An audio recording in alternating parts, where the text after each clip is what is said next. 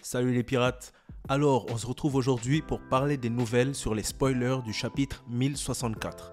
Et le chapitre s'annonce même meilleur que le 1063, donc comme d'habitude, on va voir tout ça ensemble, alors restez jusqu'à la fin pour ne rater aucun détail important.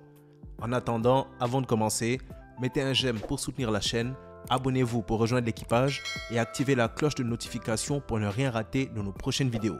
On va essayer de viser les 500 j'aime pour celle-là. Allez, c'est parti. Alors, apparemment, le titre sera le stage de développement de l'île d'Egghead.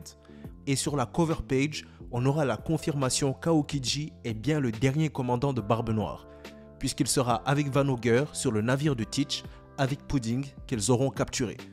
Donc voilà, c'était évident je pense depuis Dressrosa, on en a parlé ensemble dimanche, mais ça fait plaisir d'avoir la confirmation, étant donné que c'était un mystère important.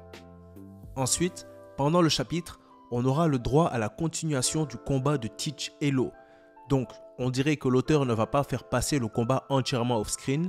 Maintenant, je me demande si ça sera un peu comme le combat d'Ace et Teach, où le combat n'a pas duré très longtemps. Je pense que c'est vers ça qu'on se dirige, étant donné que je ne pense pas que l'auteur va développer autant le combat qu'il le fait par exemple avec Luffy, étant donné que ce dernier est quand même le protagoniste de l'histoire. Mais bon, on verra comment l'auteur décide de gérer le combat.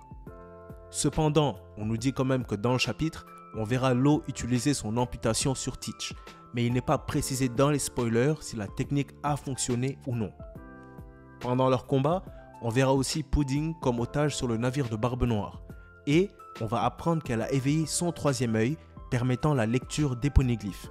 Certains leakers disent même que quelqu'un à bord du navire va confirmer la mort de Big Mom.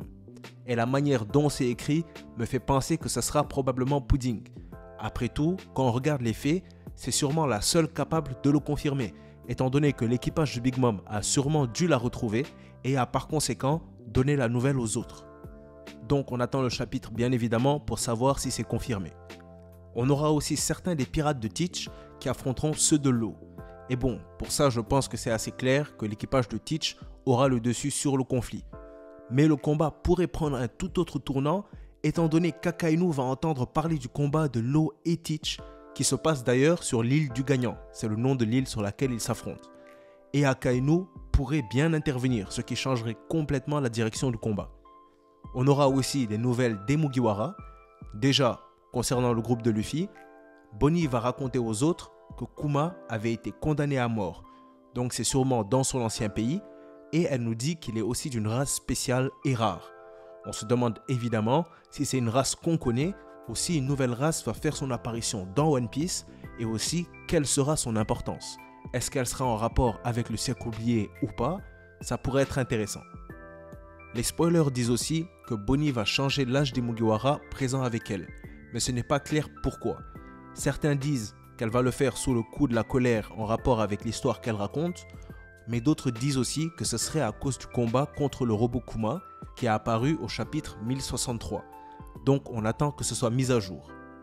Ensuite, concernant le groupe de Zoro, apparemment ils n'auront pas beaucoup de temps dans le chapitre. On va surtout montrer que Zoro et Brook sont sur le navire et que tout le reste se sont changés, donc ils ont mis de nouveaux habits. Mais la chose la plus importante du chapitre va se passer à la fin, où la version numéro 1 de Vegapunk, Shaka, va parler avec Monkey D. Dragon et va lui dire que le docteur Vegapunk, sûrement en référence à l'original Stella, va bientôt mourir. Ce qui évidemment pose la question, quelle pourrait être la relation entre Vegapunk et Dragon? Vegapunk serait potentiellement un allié de l'armée révolutionnaire ou un ami de Monkey D. Dragon? Je vous laisse donner vos avis en commentaire sur le sujet.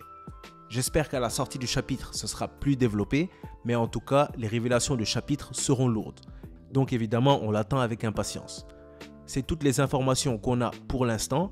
Si on reçoit un développement intéressant, comptez sur moi pour faire une vidéo sur les informations additionnelles. Du coup, donnez vos avis sur les spoilers.